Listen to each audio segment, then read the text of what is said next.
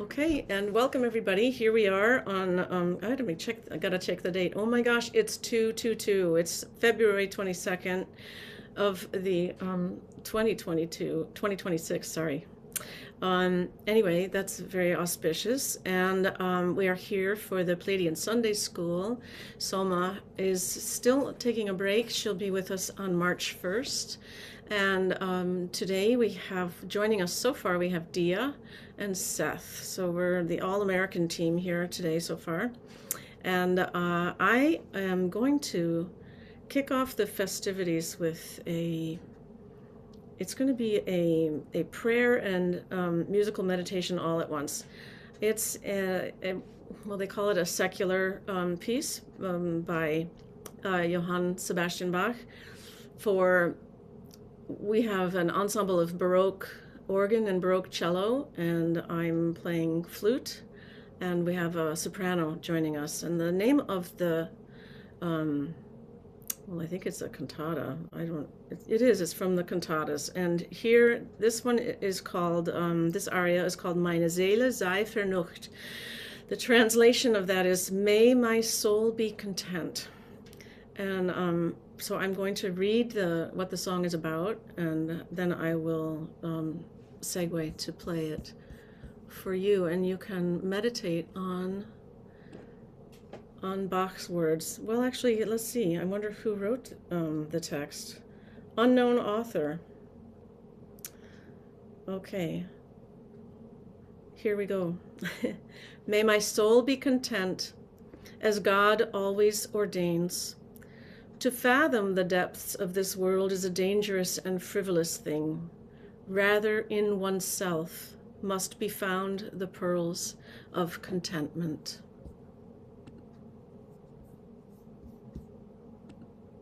So here we are tuning up.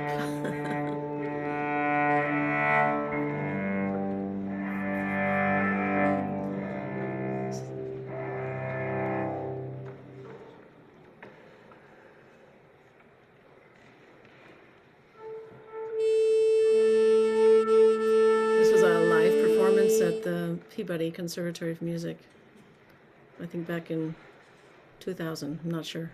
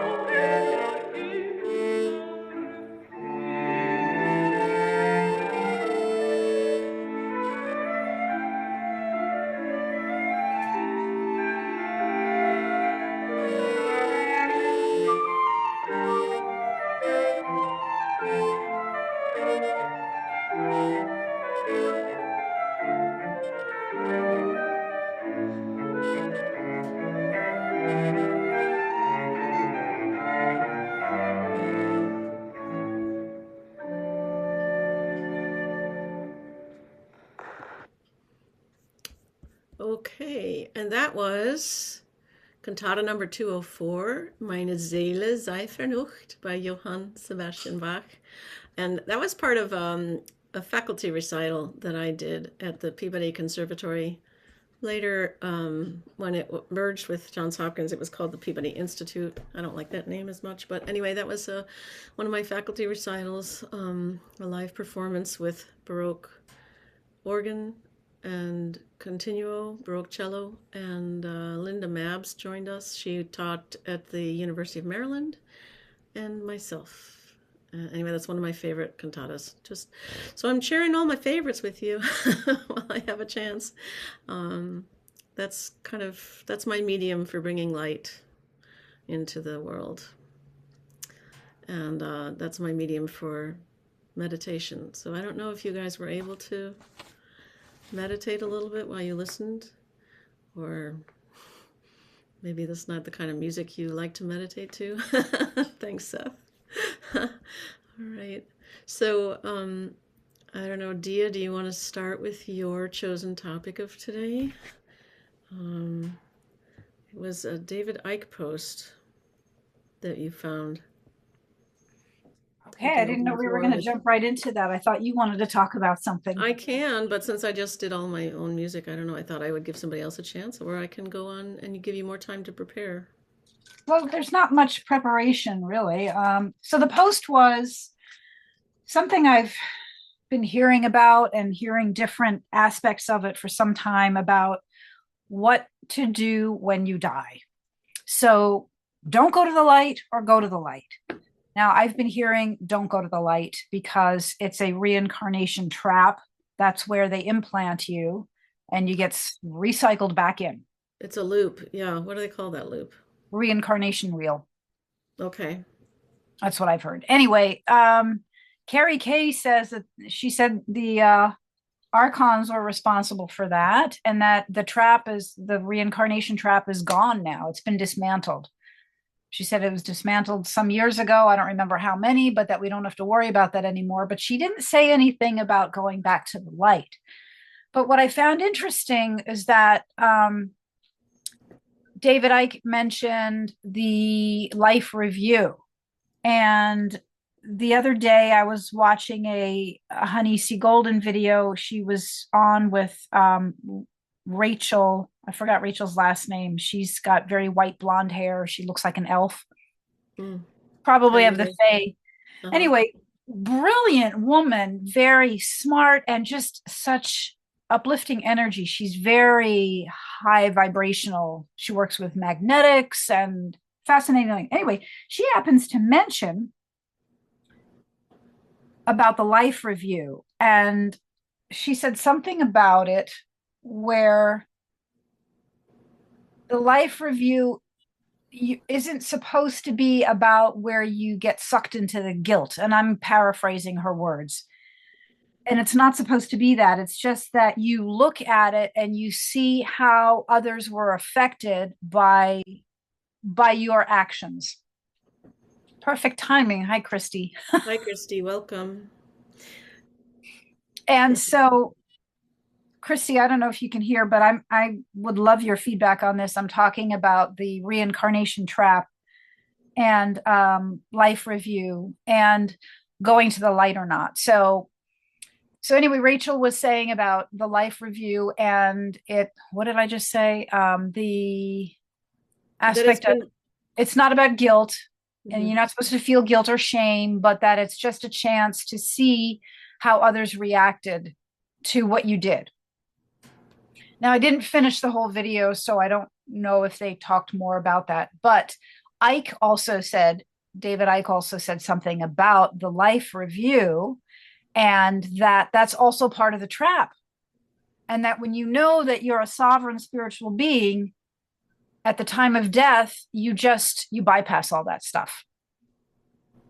So it's a worthwhile little 4-minute video just to, I think, give people that leg up. Does the life review somehow, you say it's part of the trap, so it's meant to lower your frequency? That's what he said. He said that. Yeah. But then Rachel was talking about it from a different aspect of seeing, she's done some trauma work and has healed stuff now while being alive. We're being able to go back into a situation and heal that. So, she was talking about doing a QHHT session where she went back to a situation and redid it and healed the situation. Can you say what that QHHT session is?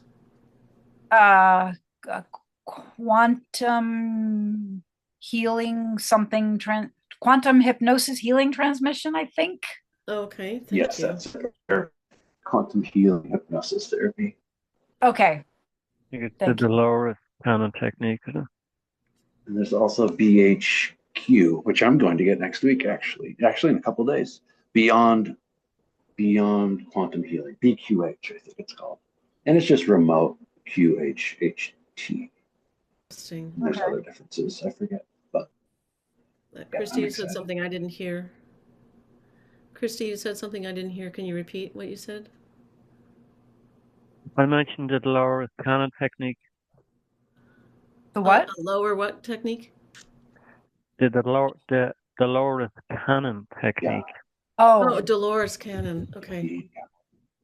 So does anybody want to chime in about what they've heard about going to the light, the reincarnation trap being dismantled? If that's the case, what happens now when we die? Is there any light of any kind, or is there any life review anymore? I don't know. Well, I've heard that this is our last go around as star seeds. We get to go back home, or rather, we get to choose whether we. I think we have a choice. I don't know, actually. But to answer your main question, I don't know, and I also wonder if Christy has some ideas.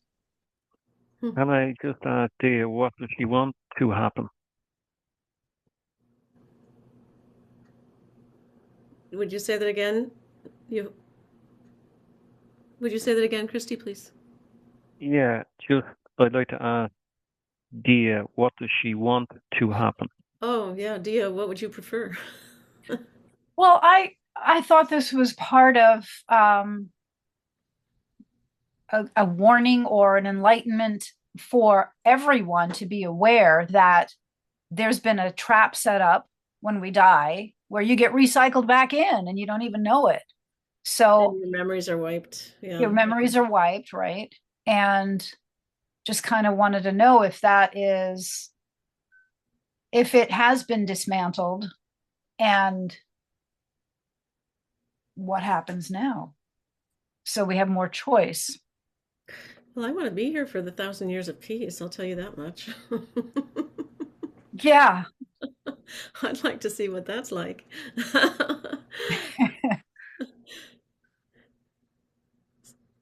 What about you? What about you guys, Seth and Christy? It's a quite deep rabbit hole that you can go down and try and figure out really what the plan is when you exit. But going there sometimes causes some anxiety. David Icke, I've followed David Icke for the last 40 years. How many? I've looked 30 odd years. 30? Yeah. Okay. I watched David Icke when he was on the Terry Wogan show. When Terry Wogan, which was a British TV presenter, laughed at him, and so did the audience. And that's up on YouTube when he tried to explain what was coming down the line. And then Terry Wogan took him back and apologized. Wow. He privately apologized or publicly? Publicly. Okay, they're very good. Good for him. Yeah. So David Icke is on the money, but listen, we're all aware of really, that we chose to come in to have this experience. Would we all agree on that? We weren't forced to come back in. We chose to come back in. So the contracts were done with our parents at soul level before we took the body. So it was done way back then. A date, a time, I'm not sure. I haven't got it, but I'm aware the contracts were done at soul level.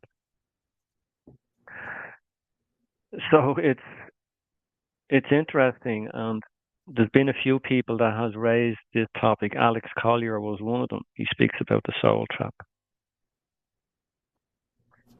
But from a personal experience, I spoke to my mother when she transitioned across through a channel. And I asked her, was she coming back in? And she said she might come back in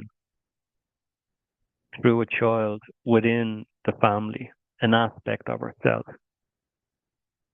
to have another human experience. Now, is that to fulfill our contract the second time around because she didn't get it right the first time? And that is the reason I put the question to Dia. What does she want? So, and I'm not waiting for a response, but I'm just throwing her out there so you understand. If you're sparking at a high vibration and frequency, you will have a choice of not being caught in this supposedly soul trap. Once you were in that mindset, which is removing the fear elements, David Icke has wrote about it. He has sold a lot of books about this topic. But the reality of it is, if you want to feed into that material and say, yeah, well, okay, there's a possibility I might get caught here in this supposedly soul trap.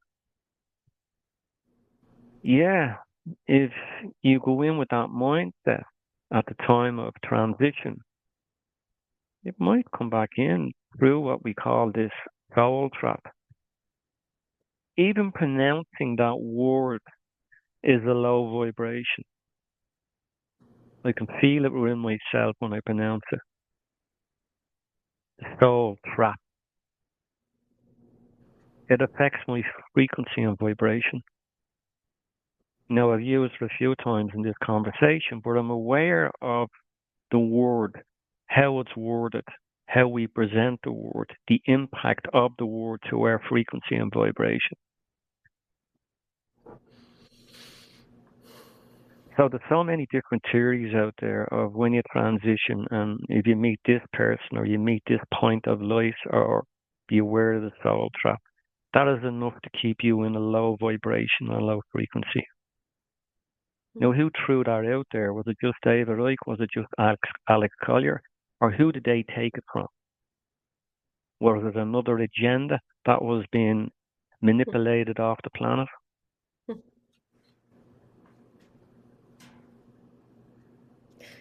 Dia, do you want to ask a question at this point or say something? Wow, Christy just kind of blew my mind on some things. I had been thinking about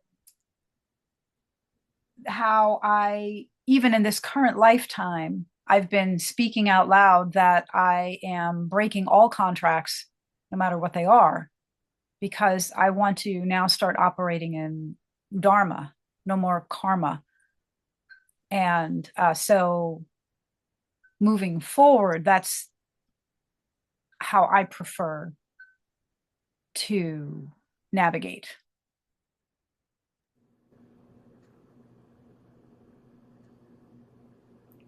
Good. How many lifetimes have you had that you're aware of so far? I don't know. Okay. I don't know. I have had spiritual experiences that seemed very unhuman. So I don't know. Mm-hmm.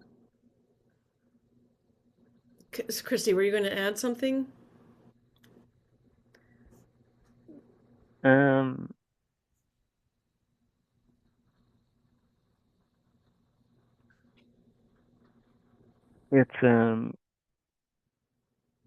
It's quite interesting when they speak about the ego, conscious and subconscious, and all these different theories that came forward with this psychology of how we should perform in this reality, having this human experience.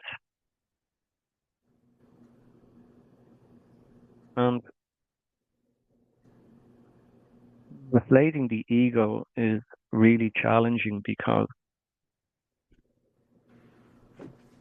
the ego is within and we constantly apply the ego to all situations. If it's spiritual awareness, if it's eating our food, if it's ordering our food, everything we do a lot of the time is coming from that place of ego. Unless we're completely heart-centered, which for me personally can be difficult at times because I'm down here having this human experience and my galactic guides continue and have told me in the past, please enjoy the experience on Earth. Don't try and master the experience where you become so consumed by what's on the other side, where am I going, what's the possible outcome.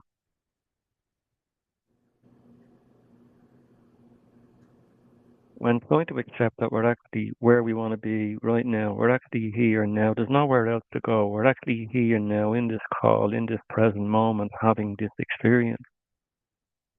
But the ego has taken us into another timeline because the soul trap is being discussed and we're going, oh my God, what if I'm so spiritual down here and I end up being trapped in the soul trap and I'm brought back? Oh my God, what am I going to do?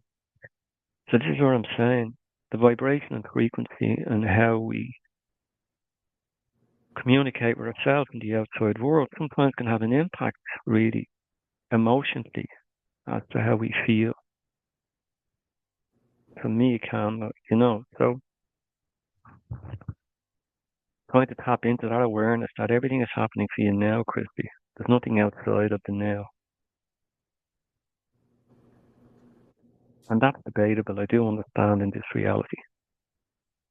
We all have appointments. I have to be there. I have an appointment. I need to get there. Where do you need to get to, Christy? On a spiritual level, it's all there now. It's happening for you right now, in this present moment. There's nothing outside of it until you allow the mind to creep in and speak about fear. I've come to a different understanding about that, as if there Okay, please.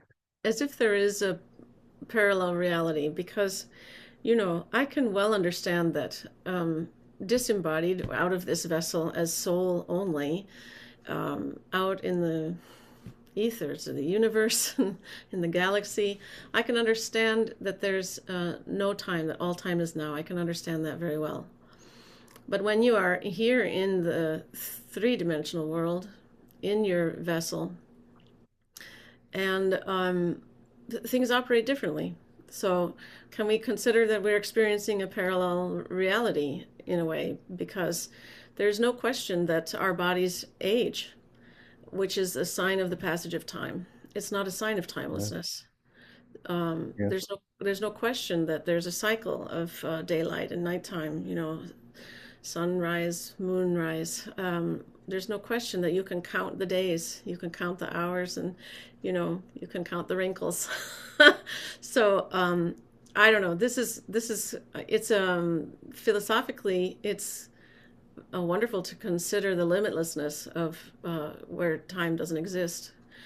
But practically, as you pointed out, when we're here in the physical, our days are organized by time. Or, and what is time? What is the construct of time when we try and break it down? The concept of time. It's a structure. Could you repeat the question? What is the what of time? What What is is the the construct of concept? Oh, the construct. what is it like?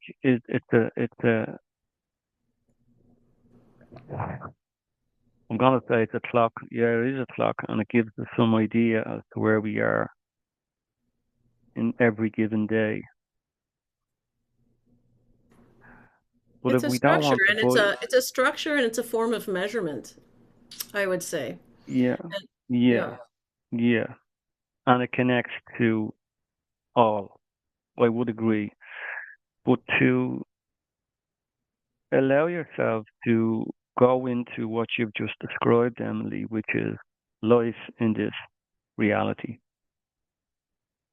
Do we really have a choice to avoid that place of nothingness?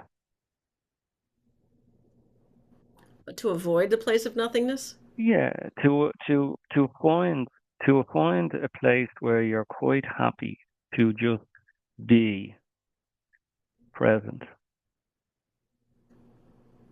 and live in that reality according to your frequency and vibration. Well, I think that through every day, whether we are keeping appointments or not, that we will have that experience of a timelessness, just being. If we allow, that is, if I suppose if we allow our minds to quiet for a little while, then we'll be aware that we are having that moment of just being in timelessness, or in all time is now. But Yes, I when do when agree. we're young, and our parents are guiding us through the day, and then our our school system is guiding us through the day, this is where the pattern is established, that we have to abide by the time, by the clock. So Well, I it's suppose. interesting what you just said there. Mhm. When we were young and when our parents guided us, when we were quite free in our mind, when we were quite free of thought, there was no need to go into the mind and try and understand the reality that we created or the reality around us. But as we grow old and the wrinkles appear, as you said, what happens? We become conditioned. Is it by our reality or an exterior reality? Well, the conditioning is precognitive. It starts when you're a child. I think when you're older is when you break free from the conditioning, if you choose to. That's also interesting. So we have a choice. Okay, let's hear what Dia wants to say. I hope I can explain this, but I just had a thought on this that so I see time now as being, well, it's linear and very flat. And it seems like, and I know they say it's part of the 3D construct, but I'm feeling like it's even less than that, because in other realms, it's, to me, it always appears like a circle around you that time is. But then here, it just seems almost one dimensional, if not even less, like this strip, this film that you're walking along. It's just, I'm just seeing it right now as a different dimension or reality or something that's somehow part of this reality, if that makes sense. Yeah, I would say time is a dimension unto itself. That's an interesting observation. Like, it's because what's his name? He used to, I remember him growing up in the 60s. Carl Sagan always had this TV show. And I recently, a couple of years ago, I had seen a video clip of it where he explains 1, 2, 3, and 4 dimensionalities. And he uses the example of an apple. And actually, first he has a mat on the desk and he goes, "This is the first 1D." And he draws a square on it and he has 2 discs on it. And he says, "These are the people living in their house. And this is all they see." And so if I took an apple and passed it over their house, they would only see a sliver of the apple, just like the bottom layer. But as you get into other dimensions, you see more and more of the apple. So that example just came to me as that's probably what time is, because we can't adjust it. It's just always moving in one direction. So it seems very just see it that way, like it's just very limited and small in scope. That's funny. I see time as expansive. Well, I think as we move, as we learn how to manipulate it, yes. But in this current realm, it just moves one way and there's nothing you can do about it. But yes, to your point, we can eventually become expansive with it. Some people can even slow down time or speed it up. But if you don't know about these things, how does it exist for you? It's just this thing that it's like I don't know, I just keep seeing it like a thin strip. That's funny because I see it as a very expansive, open field, basically. You can conceptualize what time before this point held, and you can fantasize about what time from this point forward will hold. And the only thing we know for sure is what's happening at this moment. But you're But still looking at a forward and a past and a future. You see what I'm saying? yeah, or we speak about a point in time, which could be a point in a vast universe. I don't know. Anyway, yeah, it depends. It depends on one's mood and you know frame of mind, how you Yeah, can it's perceive it. Yeah, how you can right. perceive it. It's mind blowing to think of, like you and I briefly touched on the other day, the movie Everything Everywhere All at Once, Hmm. which doesn't even really explain it to the degree that what I hear when Christy speaks or when the Pleiadians speak, it's how do you see it all at once? We don't have that capacity just yet. And again, it seems like it's a different realm. The time becomes of a different realm because now you have more of that capability to utilize more of it. Um, there's a, I don't know if I'll be able to articulate it, but in when you are playing a musical instrument and you are focused on the quality of tone that is emanating through your body and then through your instrument, you can hear the difference between when the body is in a contractive state and when the body is in an expansive state. And contractive sounds can, depending on how contracted the body is, can begin to sound very nervous and thin and kind of lack depth. And a more expansive sound will have what we call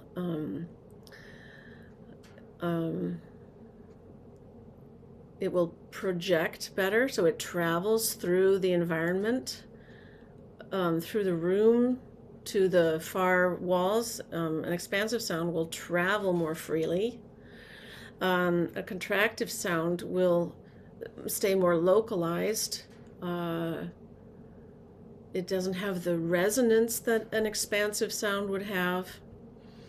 And also, you, in a contractive body, let me say students would have a harder time finding the right pitch for each note, would have a harder time with accuracy and discipline, consistent playing. So the smaller you imagine yourself to be, the harder it is to play well. And the wider, the more radiant, I would say, the more expansive you imagine yourself to be, the easier it is to be consistent and to have a, I don't know how to say it really, to have more of a oral presence within whatever group it is that you might be playing, and within the room, to have an actually an impact too with your audience. So I just wanted to talk about the difference between a contractive frame of mind, a contractive physical body, and an expansive frame of mind and an expansive body. Yes, Dia, what did that make you think of? I used to sing in a choir, and what immediately when you started talking about that, I was thinking about harmonics. If you have the correct pitch, it's then interacting with everything around you, creating more. Yes. So you have expansive sound, tuning forks, they're have the possibility of a sympathetic vibration, striking a sympathetic vibration. Yeah. Yeah. Cool. It is kind of cool. So I would imagine there's some relevant parallel between music and time, perception working with music, perception working with time. Hi, Amira, welcome.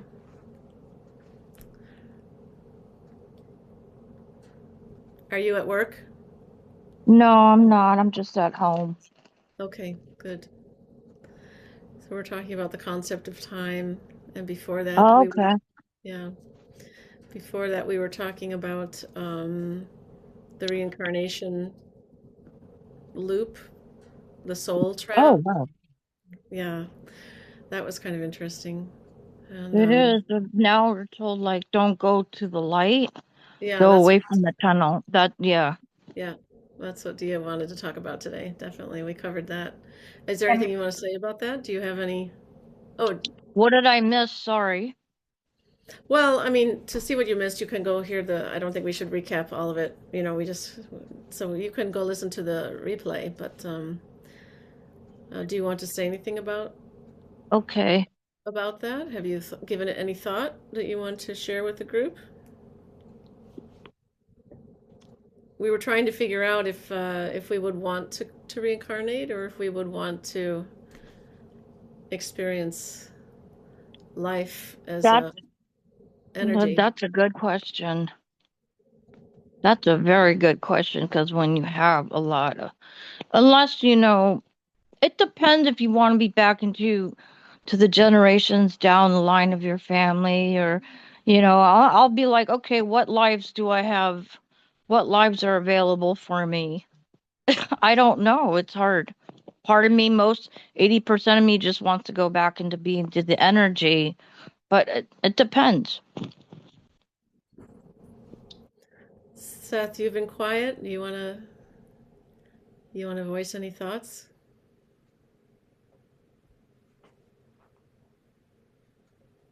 before Mm, we change topics? no, thanks. Okay. All right. Diaz, are you complete? Christy, and we can. I was going to talk about my situation and get your perspective on Thank you. it. And yeah, I finished. Sorry. Yeah, I'm okay. Thank you. Okay, wonderful. So, in 2021, when I was wrongfully terminated from the Baltimore Symphony, it was it was done very publicly. The news was syndicated worldwide, and I found people on Facebook they would just comment, well done. We admire your courage and standing in the truth, or, I don't feel like I could do that. I need my job too much. Other people, standing in solidarity. So I got a lot of Facebook requests, friend requests, and I tried to, be discerning. And one of those is two of them are soldiers in the Nigerian army and Christians, which is why I accepted them into my fold, if you will. And but one of them, he fancied himself in love with me and wanted to leave the army and come to the U.S. and find me, join the U.S. Army. And I talked him down from that. I gave him some other options to aspire to. Um, and he occasionally will ask for money. And I've also been in touch with a couple people in Uganda, and they will occasionally ask for financial assistance too. And so here's the kind of the hard part for me is when I was evolving as a younger adult and as a teacher of the flute in conservatory, I had a lot of students needing my help. I felt an obligation to help whenever it seemed like someone was struggling. I learned the hard way that unless somebody asks for help, it's better not to step in with it, at least not too soon. People really prefer to ask for help, or they prefer to be autonomous, and many of them prefer not to need any help. So here's this young man in the Nigerian army, and he has asked for a leave, and he wants to go home and see his mom. And he says that the wages are so terrible he can't even afford a round-trip bus fare. And I don't really like how the rest of the world seems to perceive Americans as being so well off that they can, throw their money here and there. And, they're having trouble economically, but apparently we live in heaven over here in America, and we can afford all kinds of things that they can't. So he portrayed it like he had no other choice but to ask me for help with the bus fare. So it turned out to one way on the bus is 45,000 naira or naira. I don't know how you pronounce it in Nigerian money, and it's only six. And then the round trip was only 65 US dollars. I thought 65 US dollars. Okay, I'll help this fellow out. He can go see his mom for 2 weeks. No big deal. And today I found out that he bought only a one-way ticket. Well, I know, Amira. It always seems like it's a scam. But I've known him now since 2021, so 5 years. And it's not like he does this all the time. Um, so he's gotten home, seen his mom, who's 78 years old. She doesn't have any food. He spent the return ticket money to buy her food. And now he wants me to help him get back to the base. So I I told him no. I mean, I haven't told him no, actually. I told him I was thinking about it, but I'm not, no, that's not true. I did tell him that he'd gotten himself into this situation and he was going to have to find himself out of the situation. And as to his mom's situation with food, I told him, buy her some chickens and buy her a goat. At least she'll have some protein every day. And find your brother and make a chicken coop. You guys, it's your responsibility to take care of your family. It's not my responsibility. And yeah, I guess there are kind of multiple issues there, but I want to know how you guys would handle something like that. Because he's been talking about, he's out in the bush, in the army, fighting Boko Haram, who's out there killing Christians.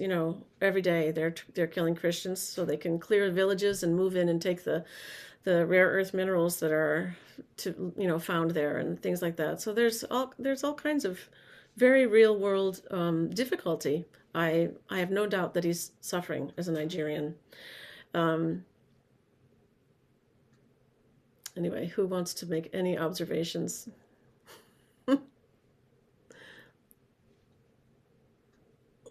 I mean, he asked for help, so I agreed to help him, but a limited degree of help.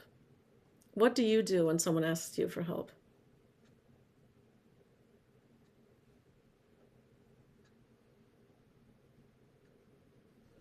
And really on the situation, Emily. Can you say that again, Christy? I'm not sure I understood every word you said. It depends on the situation. It depends on the situation. When it comes to helping somebody. Yeah. That's the fourth thing I'd say. But I'm taking it back to the relationship that you're having with this individual.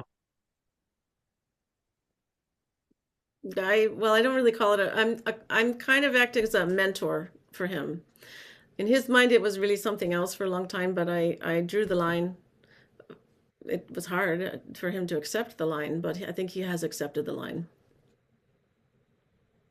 Okay. So what does he want from you? I mean, I hope all he wants is guidance and feedback. I don't know. I think maybe he likes to see the world from another perspective. He certainly gets a different perspective when I tell him, what's going on here and my goal is to share truth, find it and share it, and that's really all I'm doing these days. And that's true with this young man too, what we talk about. He'll tell me he saw a missile and it went off in the bush, and they don't know where it came from. He also told me the U.S. Army has arrived there in Nigeria. Does anybody know about that? I didn't know about that, but he told me that. So that's an interesting twist. So regardless, so I feel I can mentor this young man. I can help him see the world through a different lens. Period. Do you want to say more, Christy? Yeah. This is just from a male perspective.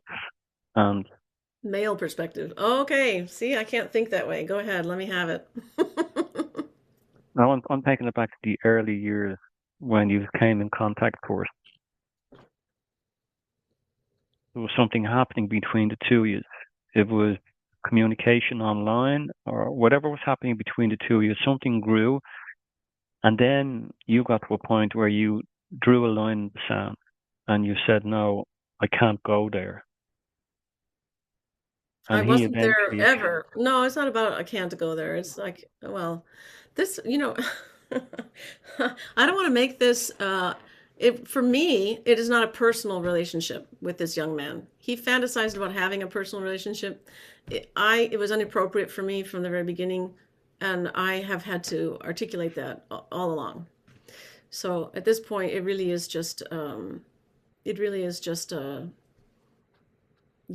am a sort of a news reporter for him okay, in the US. I can tell him what's really going on here versus what they like everybody in the world to think is going on okay, here. Yeah. okay. So the conditions in place at the moment, I'm not saying from you, but the conditions in place from him. And some of the conditions are is he's explained the story to you and he went into great detail. And I'm not saying it's not factual, but why did he pick you to give the story to? Maybe because he hasn't got that circle of friends outside his country. Or he's seen an opportunity. He could be an opportunist. I mean, everybody could be an opportunist. Well, I'm not saying he is, but what I'm saying is that sadly, for most people, they put conditions in relationships and friendships. Now, sometimes you have to, or do you really? Because the relationship starts at a point and it matures and grows to where there's freedom there, complete freedom. You respect the relationship where you're able to be yourself. And by being yourself, you don't become a prisoner in the relationship. There's no conditions in the relationship. The respect is already there. It has nurtured and it has grown to a point where your mind doesn't even have to go there. There's the trust. And the trust allows you to be free. You're completely free in the relationship where you're able to be yourself. Christy, what kind of Be, relationship are you talking about? I'm talking about all relationships. All relationships. Yeah, the majority of relationships. What happens in a relationship? I mean, I'm not putting anybody in the spot. Where does a relationship come from? It comes from trust. I personally feel grows on trust. It grows on So trust. Yes. yeah, Without the trust, it cannot grow. okay, okay. So this person has asked you for support, and you've offered support, and you've now realised that there's only been a one-way ticket, and he has spent the balance on feeding his mother. That sounds amazing. Do you believe it? I am committed to taking everything at face value. I am not going to be speculating. You know, I gave him bus fare. If it wasn't really bus fare, and I do believe it is, but if it wasn't really bus fare, I'm all done. And now it's his problem to get back to base, to his wherever he's, you know, located. Okay. See, there's another aspect of the mind which is now coming forward for me, and it's why am I judging that individual? Okay, that's a fair Number one, question. Mm-hmm. why am I judging him? Why have I allowed myself to break what I've heard of you down and try and put some sort of clarity on it for myself? And is my response coming from my default? Is it coming from my ego, or is it coming from my heart? Do you have an answer? If I was really honest, yeah, I responded as you were speaking. I was up here. Mm-hmm. I was breaking the story down, Mm-hmm. and I was trying to visualize how genuine this person is. If he's in the battlefield and he's witnessing atrocity on a day-to-day basis, if it's Christians or if it's any human being being killed, for what? For minerals in the ground? For monetary gain? So he's witnessed a lot, he's seen a lot, Mm-hmm. and still he has the love for his mother, of course, and you have come into his life,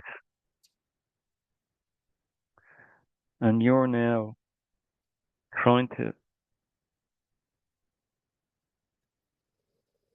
figure out really not your next move. I think you know your next move. But what's interesting for me is why am I judging this situation? Mm-hmm.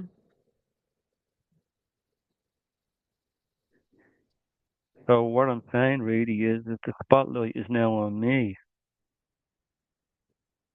Instead of responding to you, Emily, and saying, just accept it. It is. Just accept it. Mm-hmm. If you have felt let down or if you felt some sort of manipulation, okay, you'll need to respond to that to protect yourself. You know, I don't really feel, I don't know that I feel manipulated. What I see is, what I see is a world where everyone is, to one degree or another, struggling to survive through these changes. We have, there's no doubt all the governments are corrupt and they're not really functioning as they ought to for the people in the countries that they are supposedly exercising authority over. And I think it's a well known fact that the African nations suffer probably more than many nations in the world suffer. So the difficulty in his life for me is not something I have trouble accepting as true. The need for financial assistance is not something that I have trouble accepting as true. And to his credit, in 5 years, he hasn't asked for it very much, and I certainly haven't. I haven't decided to help him every time he's asked, but he's trying to get out of the Nigerian army. He's trying to improve his life. He's looking for venue for a way, for a path forward out of the Nigerian army, which certainly I have to say I support that. I think it sounds like a miserable lifestyle. He's the night watchman, so he doesn't get to function with his circadian rhythm naturally. He has to stay up at night and sleep during the day, and he hardly has money to. They don't feed their soldiers apparently in the Nigerian army. They give them a meager salary. They're supposed to feed themselves. It couldn't, I don't know, it's just, there are hardly worse lifestyles, I suppose. So he needs to, I've been encouraging him to get other work. I've been helping him with creative ideas how to get other work. And, and one of the things I've encouraged him to do is to correct his political status so that he's not so much of a slave. He's very enslaved there. I think all soldiers in all armies are probably more deeply enslaved than we in the civilian population are. So I can only imagine how difficult that feels. Anyway, if anybody wants to add thoughts, I don't need to talk about this anymore necessarily. I thought it was kind of an interesting philosophical point, maybe to ponder. How much do we can't just help ourselves, but our ability to help ourselves and others is rather finite. At least I find it to be finite right now, and has been for a very long time. The desire to help far exceeds my capacity, to assist financially. I can assist with finding solutions. That's where I can do better. I can help people find solutions. But, there's not really, I'm not connected to this young man because I get anything out of it. He asked me to be his friend. I didn't see any harm in it. So, but, when they start asking for money, I begin to resent it. What makes you think I'm a bank? What makes you think I'm Miss Moneybags? Anyway. Alrighty, you guys. What do you want to talk about now? We could actually take a break because it's been an hour and 20 minutes, and my timer went off 20 minutes ago. So why don't we do that, actually? Yeah, okay. We'll go get a snack and something to drink. And is 10 minutes sufficient for everybody? Thumbs up? Thank you, Emily. Oh, all right, thank you. I'm going to pause the recording now then. All right, welcome back, everybody. We just had actually a pretty lengthy break, probably about more like 20 minutes rather than the 10 anticipated. And we are continuing on with the February 22nd Pleiadian Sunday School. We are joined by more people than we started with. We still have Dia and Seth and Amira and Christy have joined us this afternoon or evening, depending on where you are in the world. And we were talking about a situation that I find myself in. And as we were on break, I was contemplating the more philosophical aspect of the situation and less personal. And I want to go around the room and give everybody a chance to answer honestly how they would handle this in their own lives. Were they in the same situation? The situation is that you have an individual who is not well known to you, not a family member, not a friend, not a partner, who is in a distressed situation and asking for money. And you yourself do not have a lot to spare. How would you handle the situation?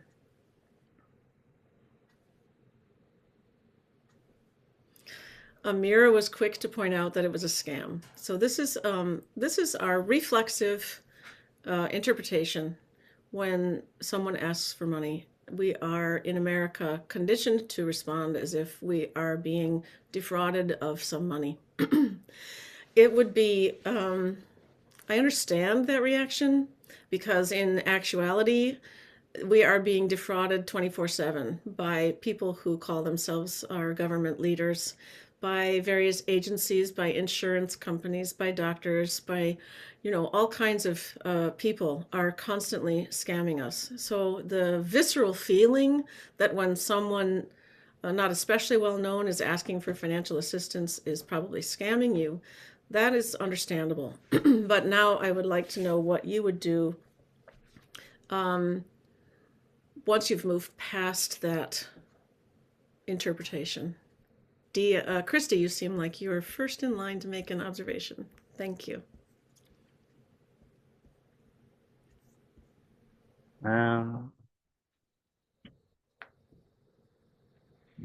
Your question is really interesting, and it puts us all to the test. It is a test. But what I find interesting is that no, what I wanted to ask you was, have you asked God this question?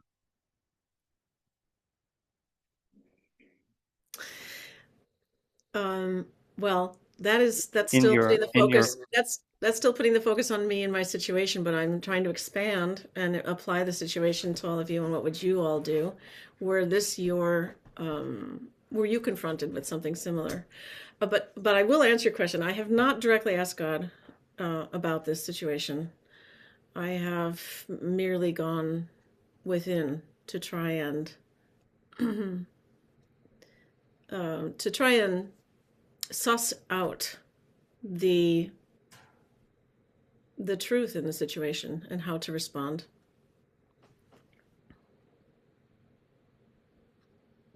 So, Christy, were you in my situation? What would you do?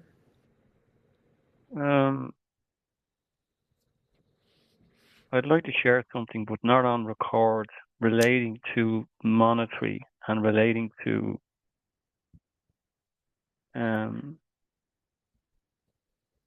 our relationship with monetary and the impact that can have on our personal life. Can you hold those thoughts while we go around the room and just answer the question at hand? Is that all right? Okay, thank you. Yeah. Seth, I'm going to pass the ball over to you now. The hot potato. I'm usually the guy asking for money, so I don't know. Well, now you have, a couple $100 in your checking account, and somebody desperate comes to you and asks. Yeah, the one-off thing, I'd probably give them some if I was comfortable. But kind of just the question makes me sad because I don't really have Not a anybody stranger, but who would ask me. you realize this is not a stranger. It's not a family member. There's no familial obligation. It's not a best friend. There's no tie that way. But you realize this person is in a kind of a destitute situation. They're not asking for much. They're asking for something that would be hard for you to spare. What are you going to do? Yeah, I'd probably pay it, so to speak. I would give them the money. Yeah, like you were saying earlier, there's we don't come across much opportunity to like really help people in need.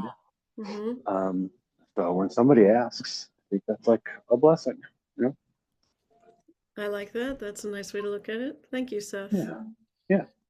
Amira, do you want to Yeah, and visceral response?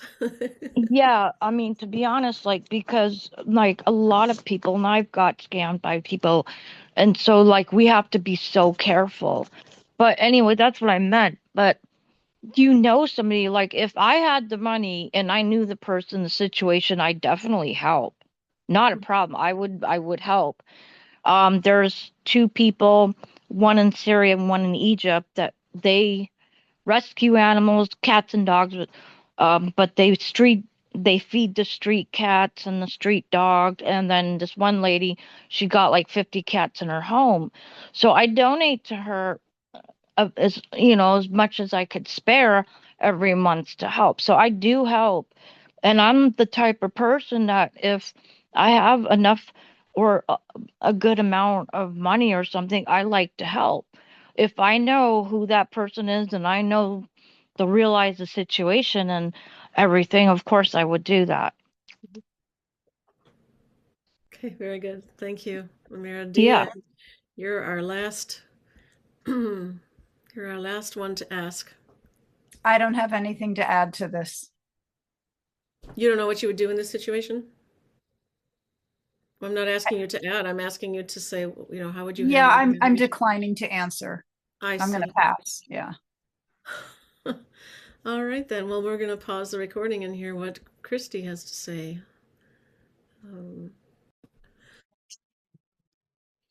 Okay, welcome back, everybody.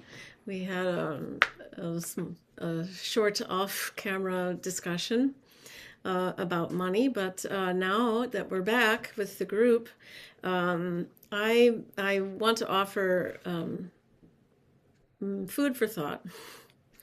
I recently read an article about how money requires belief. Similar to ascribing to a certain organized religion requires belief.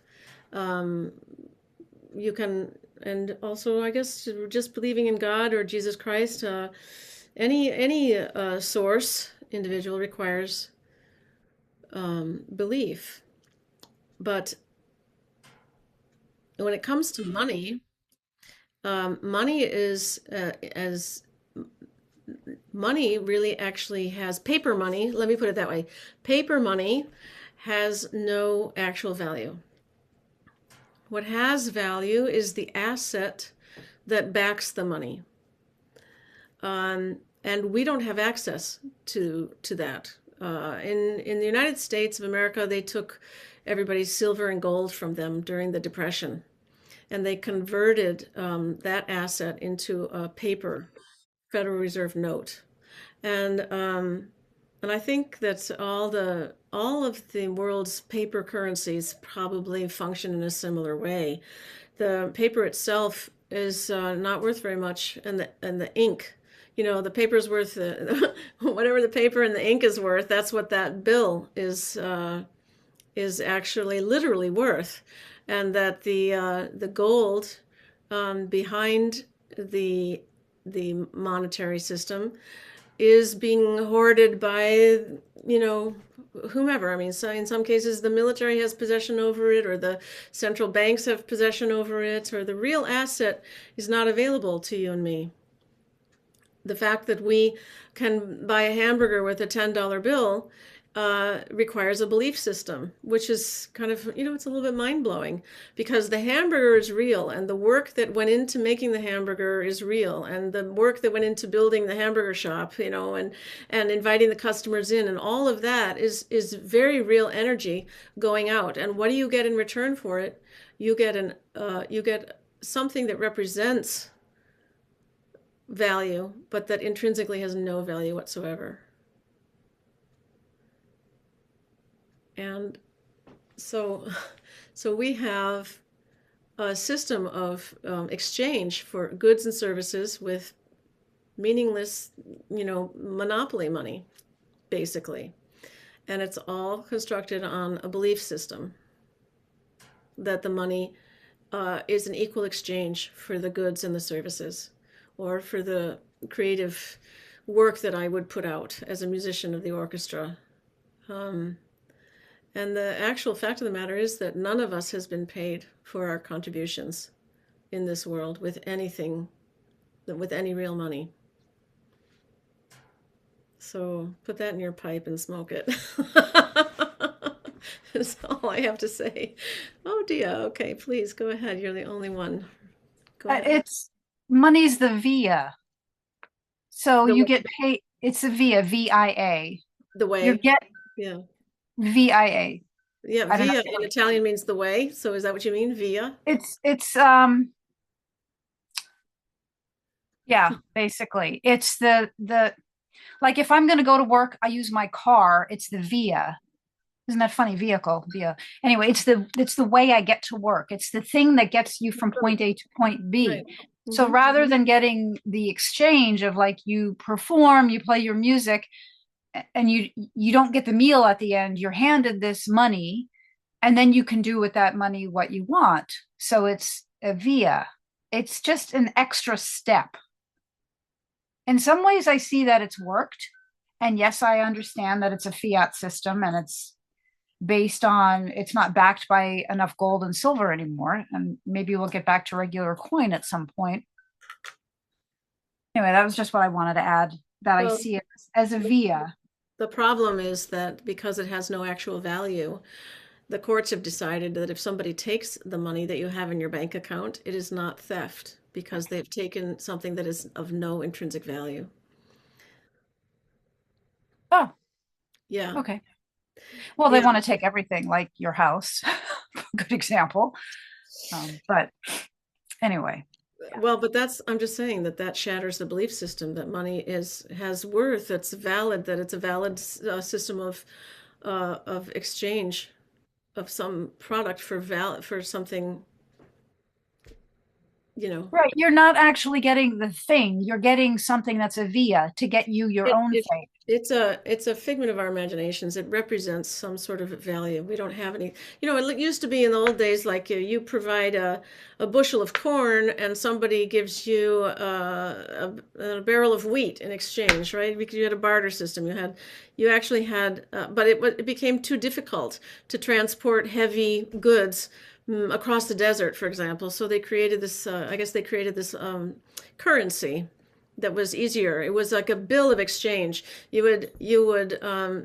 Somebody would give me a bag of wheat and I would give them a bill of exchange, and they would take that to wherever the gold was situated, and that they would be able to turn that in, and they would get their gold then from at their home location or whatever. And that was a very long time ago, so I don't exactly have a full understanding of how it worked. But essentially, that's it became a practical matter, I guess, to make something that represents an asset, represents money. But so anyway, I'm just saying the monetary system that we have requires a belief system in order to work whatsoever.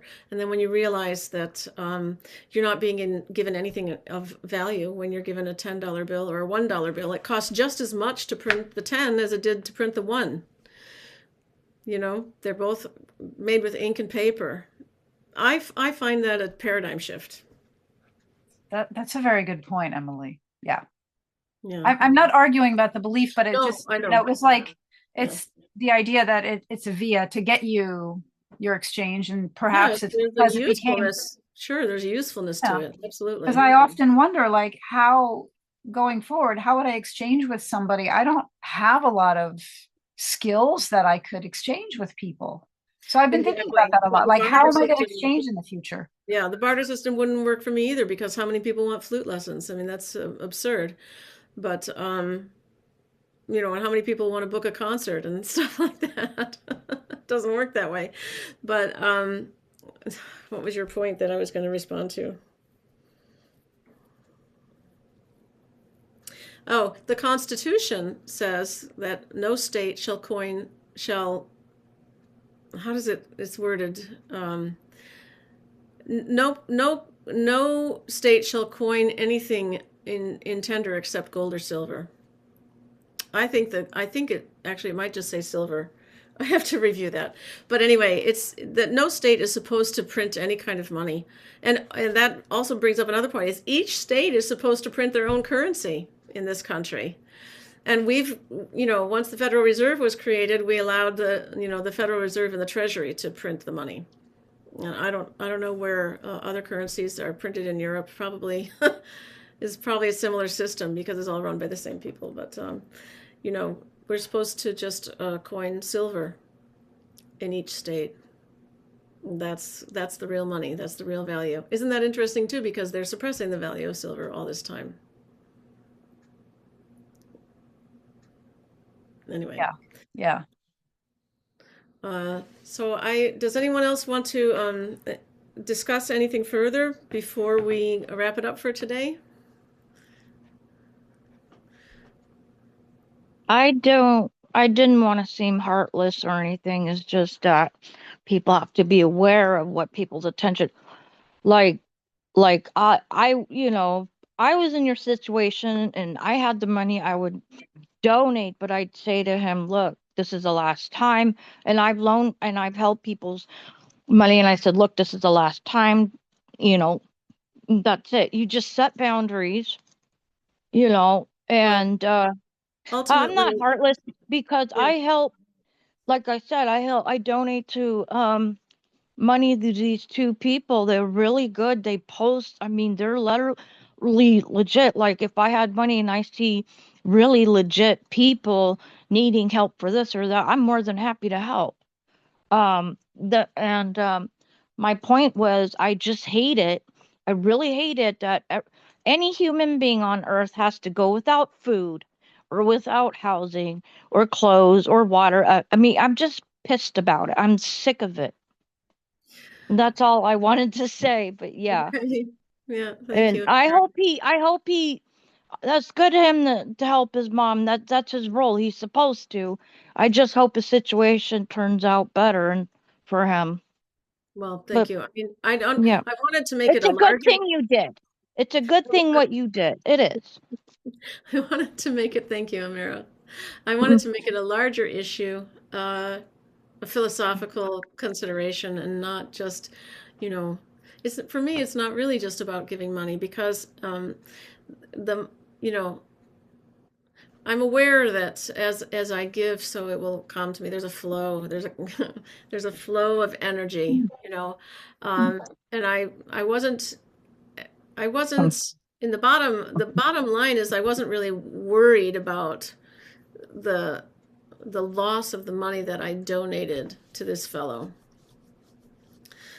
But I don't want to be um, I think in my life I've had many people who of a parasitical nature who have glommed on, and I think that's why we have our sensors up about scam because we are run by a parasitical crime syndicate, period. And so we have to be discerning. And I guess maybe that is the issue for me personally is exercising discernment. Have I found the right interpretation of this particular situation? And if I haven't, what is the shame in that? And that's why I asked,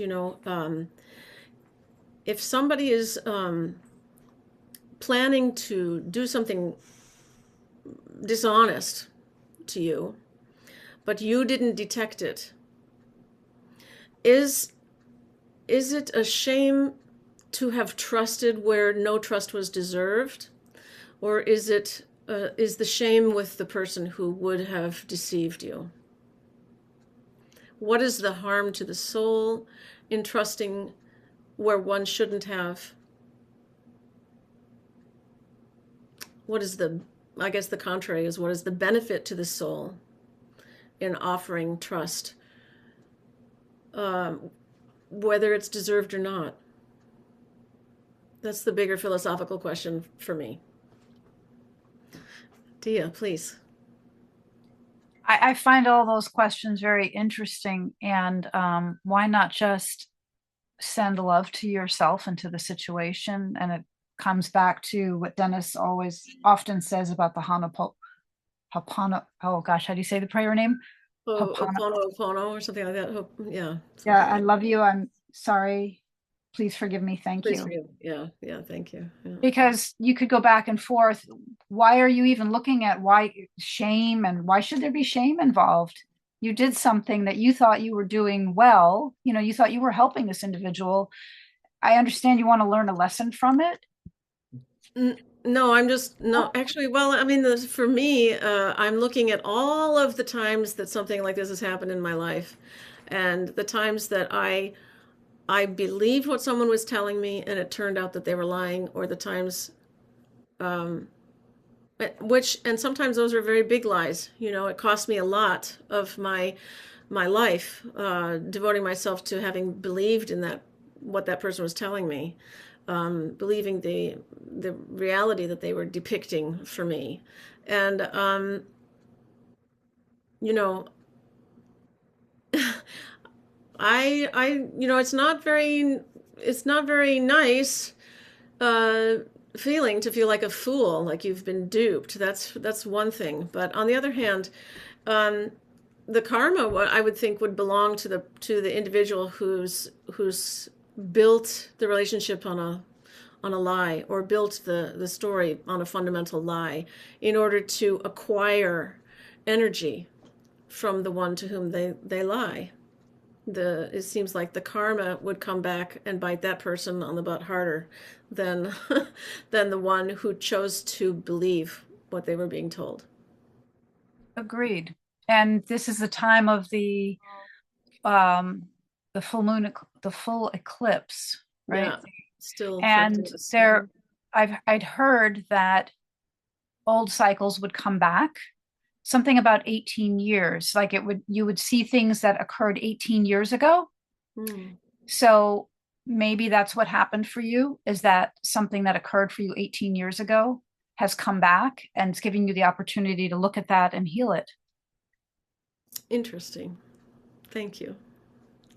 On that positive You're note, welcome. I would like to wrap it up unless somebody has a final thought.